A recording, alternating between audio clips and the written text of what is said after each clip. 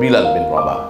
Tapi Nabi selama Ramadan dia tidak masuk ke kamar itu, dia di masjid. Makanya nanti panjang umur sehat badan itu di Taman Raudhah ada satu tiang, tengok di atas sebelah kiri tulisannya Ustuanatus Sarir. Tiang ustuanah, tiang, sarir tempat tidur, tiang tempat tidur, karena di bawah tiang itu ada tempat tidur Nabi. Tempat tidur Nabi saat iktikaf malam, dia tidak tidur di kamar tapi tidur di bawah Ustuanatus Sarir. Panjang umur sehat badan. 4 Oktober Ustadz Kemas Ali, Ustadz Irawan Taqwa, Habib Madi bin Syihab akan berangkat umroh akbar bersama Ustadz Abdul Somad. Insya Allah akan kita lihat tiang itu sama-sama, insya Allah. Ongkos tanggung masing-masing.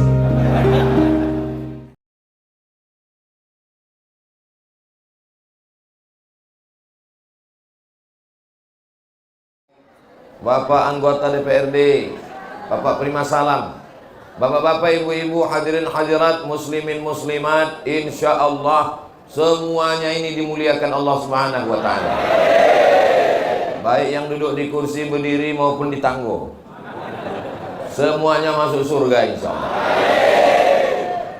Pede sekali Ustadz Somad ini bilang masuk surga. Bukan saya yang menjamin. Yang menjamin adalah Sayyidina wa Syafi'ina wa Zukhrina wa Maulana Muhammad. Man qala la ilaha illallah Muhammadur Rasulullah dakhalal jannah. Siapa yang mengucapkan la ilaha illallah Muhammadur Rasulullah pasti masuk surga. Bapak Ibu percaya? Yang nggak percaya tak apa-apa, masuk neraka. Wa in zana wa in saraq. Bagaimana kalau dia berzina? Bagaimana kalau dia mencuri? Kata sahabat. Kata Nabi, wa in zana wa in saraq. Walaupun dia berzina, walaupun dia mencuri, dia tetap masuk surga. Oh, enak sekali agama Islam ini. Berzina, mencuri, masuk surga. Maksudnya yang berzina, mencuri, kalau dia bertauhid tetap masuk surga, tapi transit dulu. Sedangkan kita minta tadi berulang-ulang, wa na'udzubika minan nar. Allahumma ajirna minan nar, Allahumma ajirna minan nar, Allahumma ajirna minan nar, Allahumma ajirna minan nar, Allahumma ajirna minan nar, Allahumma ajirna minan nar, Allahumma ajirna minan nar. Rabbana atina fid dunya hasanah wa fil akhirati hasanah wa qina adzabannar. Di akhir Ramadan ini sudah malam yang ke ada yang bilang 29, malam 23. Jadi amal-amal apa saja menurut sunnah-sunnah Rasulullah SAW yang akan kita laksanakan, inilah yang akan kita bahas menjelang waktu sholat sunat Isyraq. Jam 6.10 kita sholat sunat Isyraq insyaallah. Sementara 6.10 inilah yang akan disampaikan Al-Faqir Abdul Somad. Mohon maaf kepada para habaib, pada guru, kepada para huffaz, ahlullah, penghafal Quran. Ustaz Abdul Somad duduk di atas kursi ini bukan karena dia mulia, tapi karena mengikut letak kamera. Kalau duduk di bawah tak nampak. Nah, jadi nanti jangan yang di atas. Ini kan murid-murid Kiai Nawawi, para penghafal Quran semua ini. Ustaz Abdul Somad tiba-tiba tak ada adab, tak ada hormat. Udah saya jelaskan supaya jangan ada dusta di antara kita. Amal yang pertama adalah i'tikafa Rasulullah SAW. Nabi melaksanakan i'tikaf. Yang sudah i'tikaf tadi malam, alhamdulillah. Yang belum i'tikaf, mudah-mudahan hidup sampai besok malam. Kalau khawatir mati sore nanti, berniat sekarang supaya kalau dia mati sudah tercatat innamal a'malu binniyat. Tapi kalau umurnya sampai nanti malam, jangan sampai tidak i'tikaf. Nanti istrinya nanya, nggak i'tikaf? Innamal a'malu binniyat. Berapa lama i'tikaf Nabi Muhammad SAW? Nabi puasa Ramadan 9 kali. Tahun kedua, tahun ketiga, tahun keempat, tahun kelima, tahun keenam, tahun ketujuh, tahun ke-8, tahun ke-9, tahun ke-10, tahun ke-11 Nabi meninggal bulan Rabiul Awal, tak sampai Ramadan. Muharram, Safar, Rabiul Awal. Tahun ke-11 bulan ketiga meninggal. Jadi Ramadannya 9 kali. Selama Ramadan 9 kali, Nabi i'tikaf paling lama 20 hari 20 malam. Tapi selama 8 tahun 10 hari 10 malam, dan ada yang 9 hari 9 malam. Jadi aslinya kalau mau betul-betul ikut sunnah 100%, masuk petang malam 21, keluarnya malam Idul Fitri. Alhamdulillah di masjid ini nampaknya keluarnya menjelang Idul Fitri semuanya. Bunyinya tak yakin. Mala yudraku kulluh la yutraku kulluh. Kalau tak bisa 10 malam, tak bisa 9 malam, jangan sampai tak iktikaf sama sekali. Ustadz, saya mau iktikaf yang minimalis. Seminim-minim iktikaf, menyatukan siang dan malam dan puasa. Nah, ini menurut mazhab Imam Malik bin Anas, gurunya Imam Syafi'i. Jadi masuk subuh ini, keluarnya subuh besok 24 jam dan dalam keadaan berpuasa. Itu baru disebut dengan iktikaf. Sedangkan iktikaf yang paling minim adalah di antara 4 mazhab Syafi'i.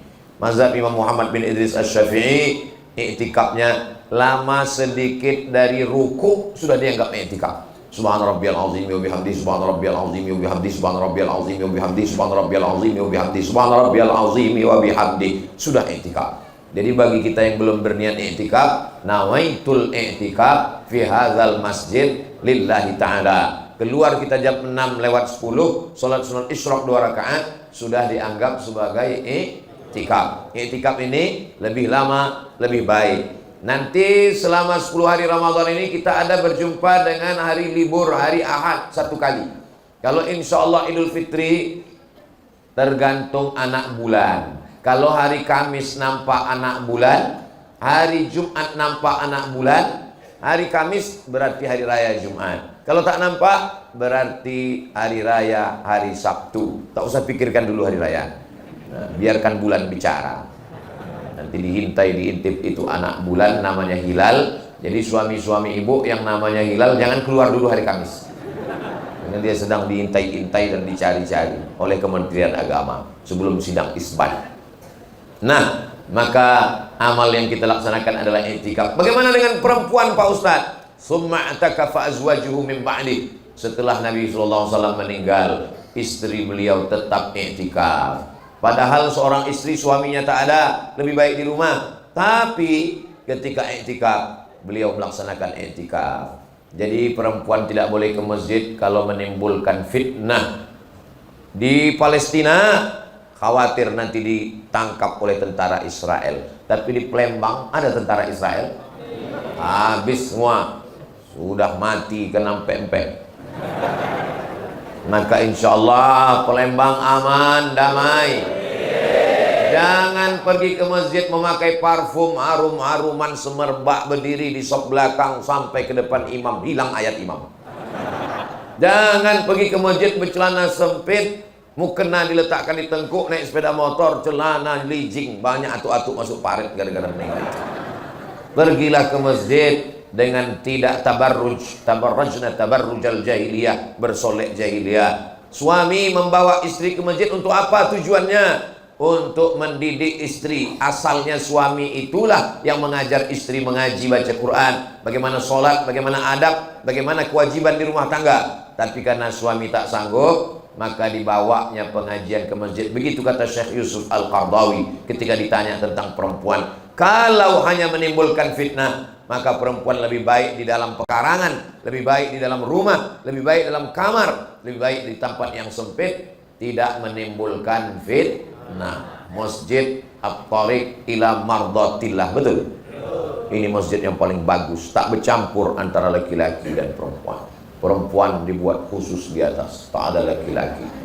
Sudah bolak-balik disampaikan, awas bu, pagarnya tumbang. Sudah disiapkan TV bu, kata mereka. Kalau nonton TV bagus aku di rumah, kata dia. Allahu Akbar.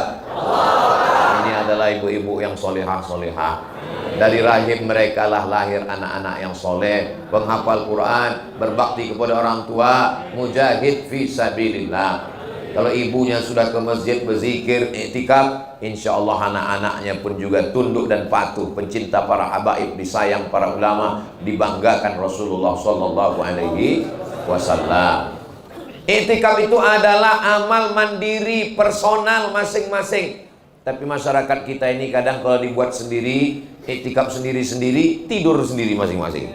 Maka datanglah para habaib, para ustadz membuat program iktikaf kepada seluruh jamaah. Nanti malam libur hari Sabtu, malam Ahad, jangan sampai tidak iktikaf. Yang tidak iktikaf supaya iktikaf satu malam pun jadilah. Berkumpul jam 2. Jam 2 malam kumpul, dari jam 2 ke jam 3 tadabbur surat-surat pendek. Wadduha apa maknanya, Alam Nasroh apa artinya, Izaja apa tafsirnya. 1 jam sampai jam 3. Dari jam 3 ke jam 4 dicarilah para al-hafiz yang hafal Quran, membacakan tahajud 1 juz. Paling tidak kalau ditanya malaikat, pernah merasakan tahajud 1 juz.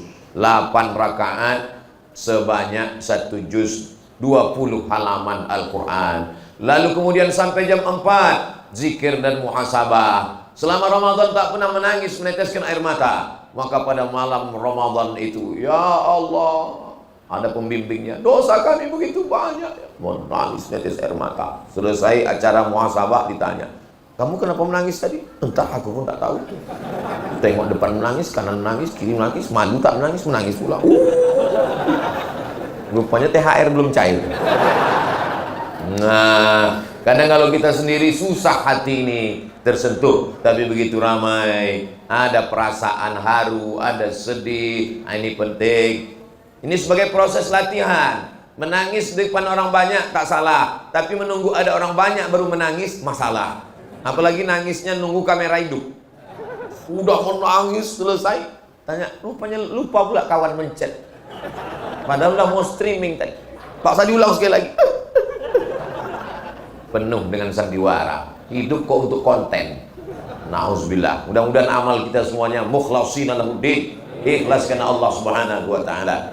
Lalu kemudian setelah zikir muhasabah makan sahur. Setelah makan sahur salat subuh. Setelah salat subuh tausiah sampai waktu syuruk. Habis itu salat sunat isyraq 2 rakaat.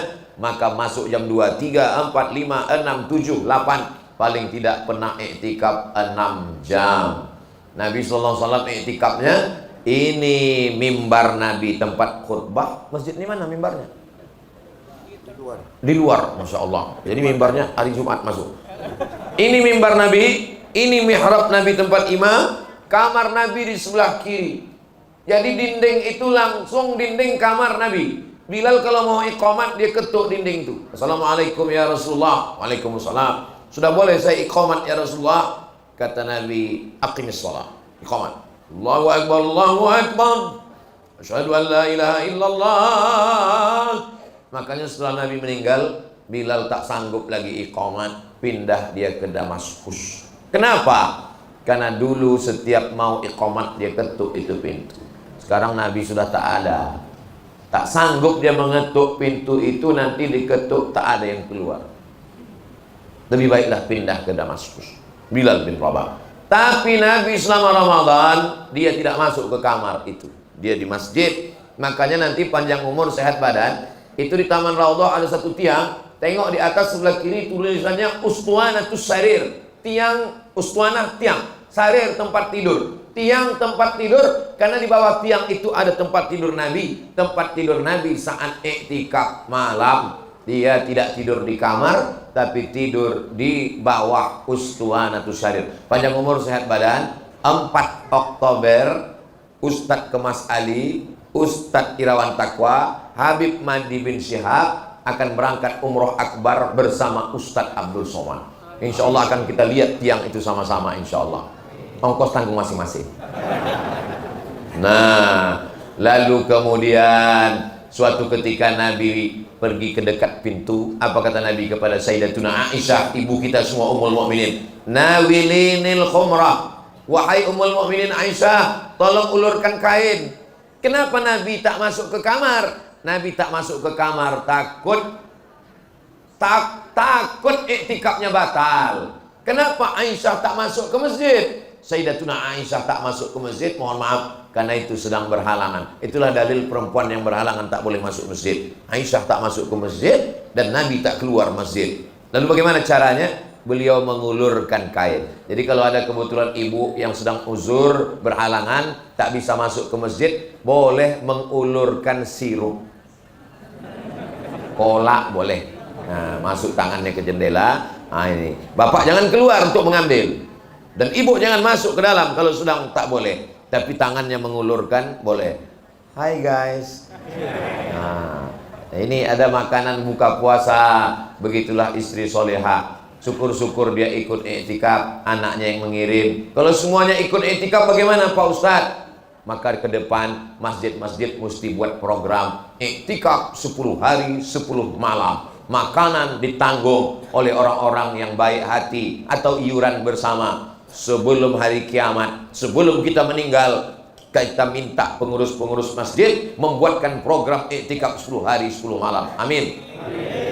Ini amal iktikaf. Kami nanti di Pekanbaru akan membuat program iktikaf. Ustadz Somad di Masjid Al-Falah Jalan Sumatera namanya, dapat jatah hari Ahad malam Senin seperti yang tadi saya sampaikan, dari jam 2 malam sampai jam 7 pagi. Itu diisi dengan kajian-kajian dan lain sebagainya. Selama iktikaf itu apa aja isinya Pak Ustadz? Yang pertama, memperbanyak solat-solat sunat, solat tahiyatul masjid, solat qabliyah, solat ba'diyah, solat isyraq, solat awabin, solat tahajud, solat witir, solat sunat taubat, solat sunat hajat, solat sunat tasbih, solat sunat mutlak. Saya tak bisa solat Pak Ustadz, kaki sakit, kepala berkunang-kunang, baca Quran dulu, menghatamkan Quran. Ini sudah malam ke-23, berarti besok malam 24. Bacaan Qur'annya baru 20 juz, tekor 4 juz. Nah, ini mengejar ketertinggalan. Nah, inilah masanya mengejar. Yang sudah hatam sekali, kejar hatam 2-3 kali. Saya Pak Ustadz baca Quran pun tak bisa, kadang titik ba nampak tigo. Tak bisa. Kalau begitu pejamkan mata, duduk dan berzikir subhanallah walhamdulillah wa la ilaha illallah wa akbar. La ilaha illa anta subhanaka inni kuntu minaz zalimin. Subhanallah wa bihamdihi subhanallahil azim. Astaghfirullahal azim, astaghfirullahal azim, astaghfirullahal azim. Allahumma shalli ala sayyidina Muhammad wa ala ali sayyidina Muhammad. Afdhaluz zikri fa'lam annahu la ilaha illallah. Tasbih zikir, tahmid zikir, takbir zikir, la haula wala quwata illa billah zikir, subhanallah bihamdihi subhanallahil azim zikir, astaghfirullah zikir, salawat zikir, baca Quran zikir. Saya Pak Ustadz zikir pun tak bisa juga. Sungai Musi dekat dari sini. Nah, udah tahulah apa yang mau dilakukan. Baca Quran tak bisa, sholat tak bisa, zikir tak bisa. Untuk apalah hidup di Palembang ini? Buat semak aja. Apalagi yang bisa kita lakukan selain beribadah? Tujuan kita hidup ini bukan lain-lain. Wa ma khalaqatul jinna wal insa illa untuk beribadah. Kalau memang kita ini untuk beribadah, macam mana mencari nafkah, cari makan ke pasar, jualan? Kalau memang hidup untuk ibadah, bagaimana dengan menikah? Bagaimana dengan punya anak? Menikah adalah ibadah dan punya anak juga adalah ibadah. Makanya ibu nanti kalau tetangganya rese, kamu tahun lalu hamil, tahun ini hamil, kemarin hamil, ibadah. Tapi jangan sampai ini salah gunakan. Nanti bapak menikah diam-diam, istrinya nanya, kamu suami kurang ajar, ketahuan nikah diam-diam. Ini ibadah mah. Kata Ustadz nggak boleh riya. Ini khusus beda. Kata Sayyidina Muhammad SAW, a'linu hadzal nikah. Kalau nikah jangan diam-diam, umumkan, buat orang banyak tahu. Waj'aluhu fil masajid, buat akadnya di masjid. Wadribu alaihi biddufuf, pukulkan duf gendang. Supaya apa? Supaya orang tahu, supaya nanti saat bonceng jalan bersama tidak menimbulkan fitnah. Masa ngaji sama Habib tapi suka maulid, tapi ternyata bawa perempuan tak mahram. Itu istrinya. Oh istrinya, kok kita nggak tahu? Cuman kita tak diundang. Nah ini kalau dibuat di masjid, orang ramai, tahulah semua diiklankan. Ini amalan yang pertama, namanya i'tikaf. Amalan yang kedua adalah membayar zakat fitrah. Farada Rasulullah sallallahu alaihi wasallam sa'an min tamrin. Nabi mewajibkan membayar 1 sa'. Berapa 1 sa' itu? Dijawab sana anak-anak muda. 1 sa' 50 kilo, itu 1 sa'. 1 sa' itu 4 mud. 1 mud itu 7 on setengah. 7 on setengah kali 4, 3 kilo.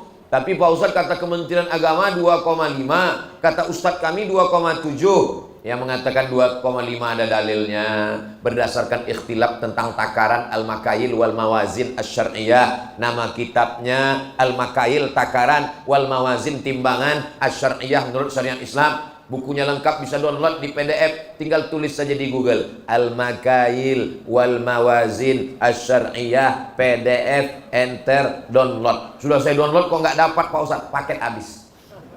Nama penulisnya Syekh Ali Jum'ah, Mufti Mesir, ulama besar Al-Azhar, alim dalam bidang usul fiqh. Maka kitab ini bagus. Yang punya 2,5 baik, 2,7 tak salah. Tapi saya dari dulu membayar zakat fitrah 3 kilo.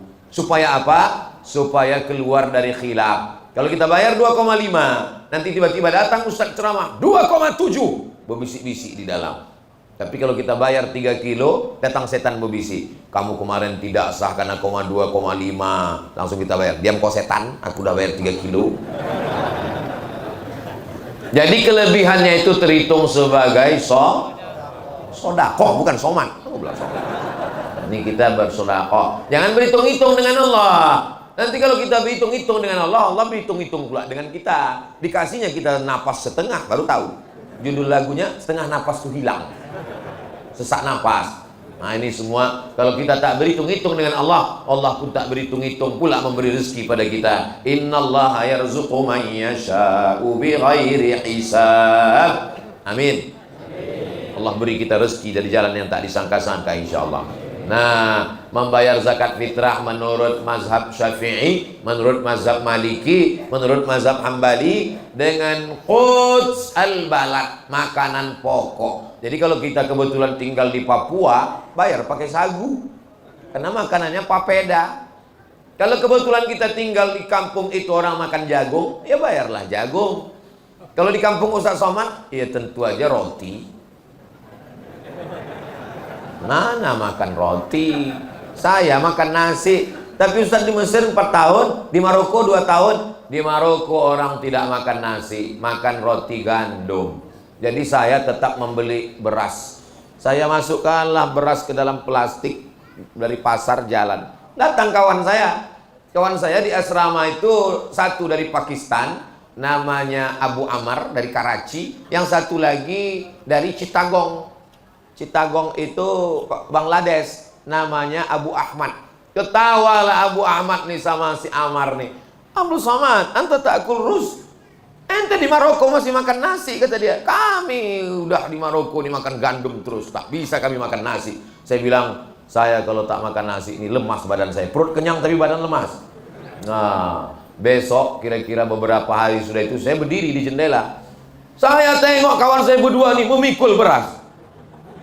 Turun saya kejar. Kemarin kalian ejek saya, kalian bilang tak makan nasi, ini kalian beli beras. Kata dia, kami Abdul Somad kalau tak makan nasi, otak kami tak bekerja. Rupanya dia makan nasi juga, dia ngeprank saya. Ah inilah, kita ini memang tak bisa kalau tak makan nasi. Pagi makan nasi, siang makan nasi, malam makan nasi. Ada ulama, ada orang Mesir, dia menulis kitab judulnya Ajaibul Atbaq wal Asfar, keajaiban perjalanan. Ini orang keliling dunia berjalan. Tapi selama perjalanan itu yang paling dia heran adalah, ditulisnya di buku itu, ada di rumah. Selama saya berjalan keliling dunia, yang paling saya heran, ada di negeri ini orang, di dunia ini ada manusia yang bisa makan nasi 3 kali. Indonesia namanya.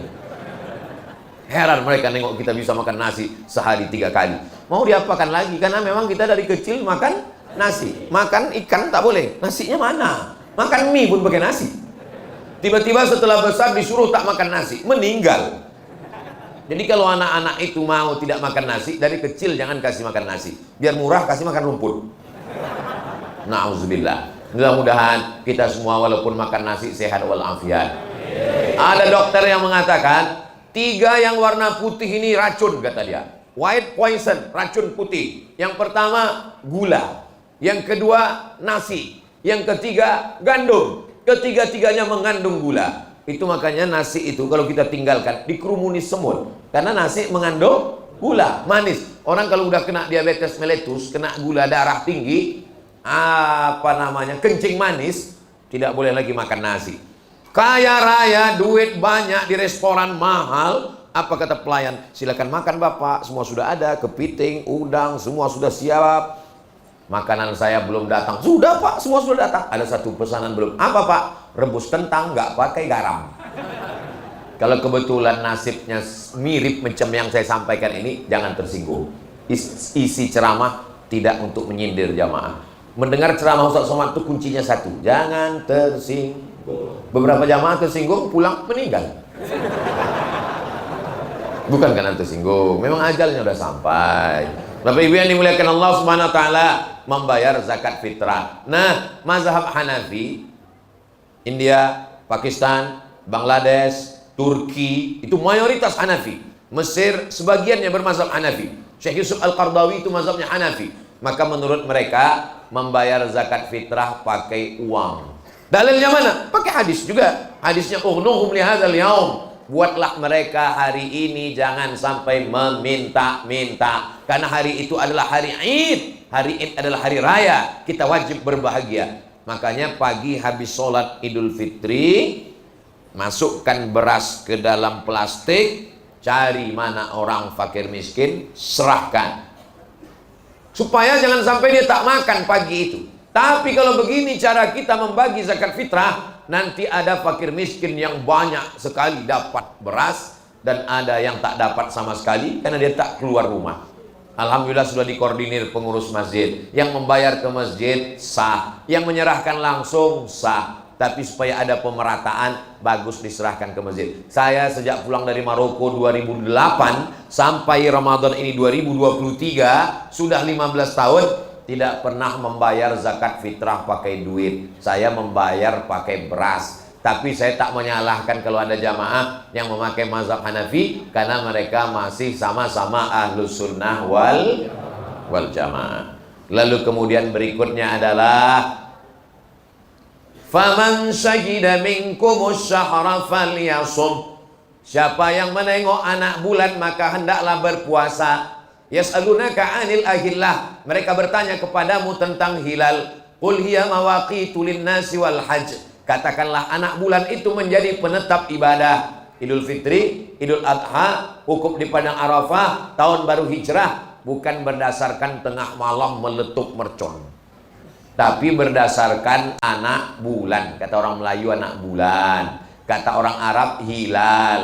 Kalau bulannya bulat, badar. Tala'al badru alaina, badar. Tapi kalau bulannya sabit, namanya hilal. Sudah jadi nama orang Indonesia, Badarudin, Hilaluddin. Bahkan nama sultan, Sultan Badruddin. Badar, bulan purnama. Din, agama. Bulan purnamanya agama yang menjadi penerang penyuluh di tengah gelap malam. Jadi kalau punya anak dikasih nama Badruddin, dia akan menjadi penerangnya agama. Syamsuddin, mataharinya agama. Juga anak perempuan udah jadi nama perempuan. Siapa namanya? Badariyah Hilaliyah. Ini begitulah orang Islam ini mengasih nama. Masya Allah, tabarakallah. Lalu kemudian menengok anak bulan. Alhamdulillah, saya tak tahu di Palembang di mana dipasang itu teropong. Kalau di Pekanbaru Riau di Jalan Jenderal Sudirman ada gedung paling tinggi, dipasanglah teropong untuk mengintai anak bulan. Harga teropongnya itu dulu dibeli beberapa puluh tahun yang lalu, harganya 50 juta. Dan sejak dibeli sampai sekarang tak pernah nampak anak bulan. Asal dipasang. Ada juga yang posting, beberapa kawan saya naik ke atas postingnya, alhamdulillah gaji 13 sudah nampak. Biasanya pas pengumuman sidang isbat Kementerian Agama, berdasarkan penampakan anak bulan dari teropong yang ada di Sulawesi, karena wilayah timur sana di tepi laut itu biasanya terang nampak. Kalau di Maroko melihat anak bulan itu di gurun pasir Sahara, perbatasan Mauritania, itu nampak jelas anak bulan. Jadi hadis Nabi SAW, sumu li ru'yati, berpuasalah ketika melihat anak bulan. Waftiru li ru'yati, berhari rayalah ketika melihat anak bulan. Itu adalah sunnah Rasulullah SAW. Dan orang yang melihat anak bulan ini mesti masih muda, berilmu, beriman, bertakwa, dan tersumpah oleh Kementerian Agama. Wallahi, tallahi, billahi, saya bersumpah bahwa saya melihat anak bulan. Kenapa mesti muda dan matanya sehat diperiksa oleh dokter? Karena pernah kejadian yang menengok anak bulan ini orang tua, matanya sudah rabun, lalu kemudian dia mengaku menengok anak bulan, padahal belum nampak anak bulan, rupanya bulu matanya gugur. Ini anak bulan, ini anak bulan.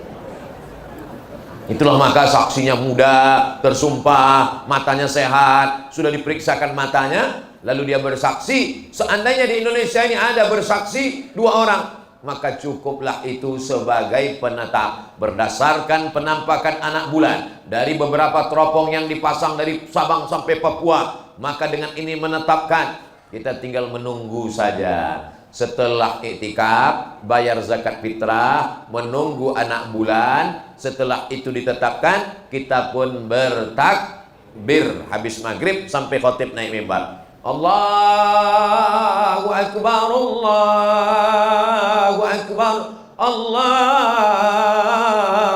Akbar, la ilaha illallah, wallahu akbar, Allahu Akbar, walillahil hamd. Sampai jam 2 malam takbir berkumandang, meriah. Begitu ditengok ke masjid, rupanya flash disk.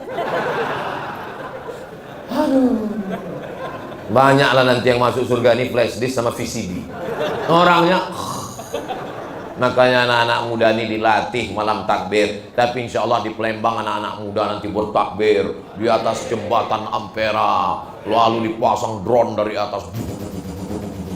Allahu Akbar. Saya pun mendapat kirimannya. Tengok nih Ustaz, Palembang luar biasa. Pas ditunjukkan ke Ustaz lain, betul nih Ustaz, ini 5 tahun yang lalu Pak Ustaz. Sebelum Covid Pak Ustaz. Syiarkan malam takbir ini, syiarkan. Wal budna ja'alnaha lakum min sya'airillah. Kenapa menyembelih kurban itu dibawa anak, dibawa istri? Syiar. Ada orang yang imannya lemah, menengok umat Islam tak ramai, dia letoy, loyo, lunglai, bawanya mau mati aja. Tapi begitu melihat ramai berkumandang, bangkit semangatnya. Begitu juga dengan tetangga sebelah yang menyepelekan kita. Apa itu orang Islam? Ke masjid cuma 2-3 orang, 2,5, yang satu tertidur. Tapi begitu mereka lihat malam takbiran jalan penuh, hati-hati umat Islam jangan diganggu. Mereka memang nggak ke masjid, tapi kalau malam takbiran luar biasa. Kok nggak puasa? Aduh saya sakit mah. Nggak sholat? Aduh encok. Ini motor diservis malam takbiran. Wah luar biasa. Jadilah orang macam ini masuk surganya cuma 2 menit aja. Mudah-mudahan mendapat hidayah. Tak boleh kita doakan yang tak baik. Nabi patah giginya, berdarah pelipisnya, datang sahabat meminta doakan laknat. Kata Nabi, lam ub'as la'anan, aku tidak diutus melaknat. Wa ma arsalnaka illa rahmatan lil alamin. Pandangan kita kepada saudara kita itulah pandangan kasih sayang. Betul Pak Ustaz, saya memang kalau melihat orang itu kasih sayang. Siapa yang kau lihat kasih sayang? Istri kawan saya. Tak boleh. Kita memandang umat Nabi Muhammad SAW ini, menengok orang mabuk, sakau, sayang kita. Kita selamatkan dia supaya berhenti dari narkoba. Amin. Dan orang zalim, aniaya. Kata Nabi SAW, unsur akhaka, tolong saudaramu, zaliman atau mazluman. Dia penzalim atau teraniaya. Kalau teraniaya bisa kami tolong ya Rasulullah. Tapi kalau orang menganiaya, macam mana kami menolongnya? Tahan tangannya. Orang-orang yang menganiaya orang lain, tahan tangannya supaya jangan sampai dia menganiaya. Ittaquz zulma, takutlah kamu pada perbuatan zalim. Fa inna zulma zulumatun, karena kezaliman itu akan menjadi kegelapan pada hari kiamat. Takbir dari mulai azan maghrib sampai khatib naik mimbar. Khatib naik mimbar Idul Fitri, bertakbir dia 9 kali. Allahu Akbar, Allahu Akbar, Allahu Akbar, Allahu Akbar, Allahu Akbar, Allahu Akbar, Allahu Akbar, Allahu Akbar, Allahu Akbar kabira, walhamdulillahi katsira. Habis itu tidak ada takbir lagi. Soalnya saya pernah sholat zuhur, mampir ke masjid. Selesai sholat zuhur, imamnya takbir lagi. Allahu Akbar, Allah. Makmum udah mulai berbisik-bisik. Yang takbir 4 hari itu Idul Adha, tanggal 10, 11, 12, 13. Idul Fitri asal udah habis naik khotib, dikasih tahu selesai sholat, Pak Imam, takbir udah habis. Tidak ada habis, kita takbir mengagungkan Allah. Kalau udah salah tuh ngaku aja.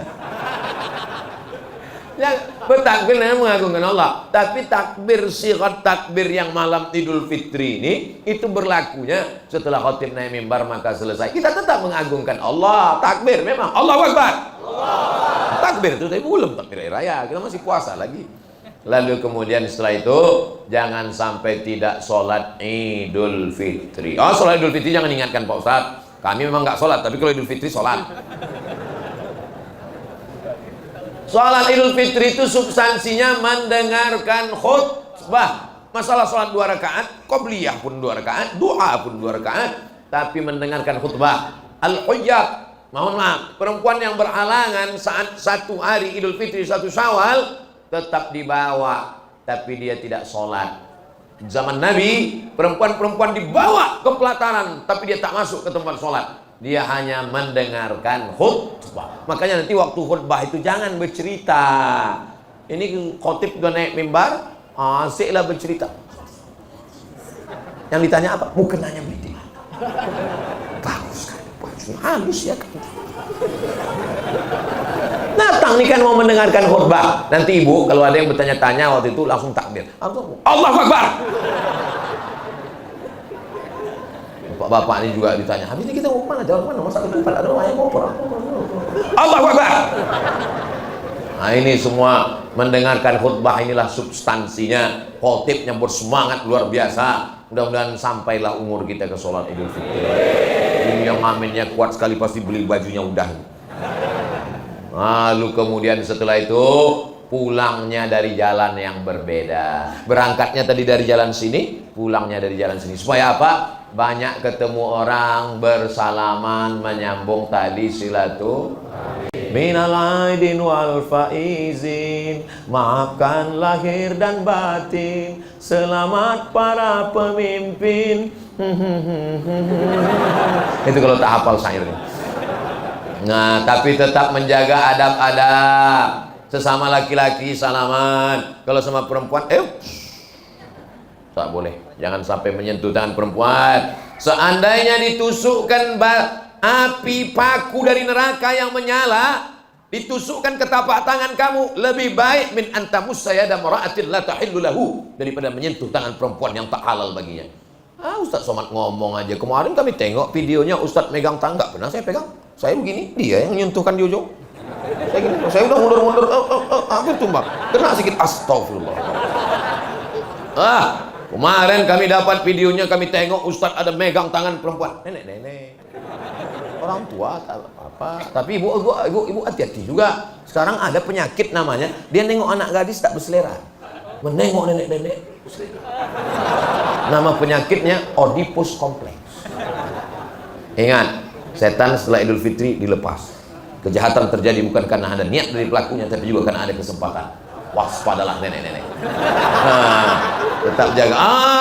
Saya tak ada nafsu Pak Ustaz. Udah macam abang saya, udah macam kakak saya, udah macam adik saya, udah macam mak saya. Berawal dari macam, berakhir dengan macam-macam. Ini kadang orang ini merasa lebih tahu dari Allah. Saya Pak Ustaz, sholat ikut syariat Allah, puasa ikut syariat Allah, tapi masalah salaman ini saya lebih tahu daripada Allah. Oh, siapa kamu? Maka ini sunnah-sunnah ini kita laksanakan. Yang selama ini putus disambung, yang selama ini patah yang retak direkatkan kembali. Galah patah boleh disambung, kaca retak boleh direkat. Hati yang sakit kemana obat akan dicari. Boleh untuk update status, tapi nanti 1 Syawal. Jangan sekarang, basi nanti dia. Nah ini semua insya Allah. Yang punya usaha baju kaos, bagus dia, tulis belakang.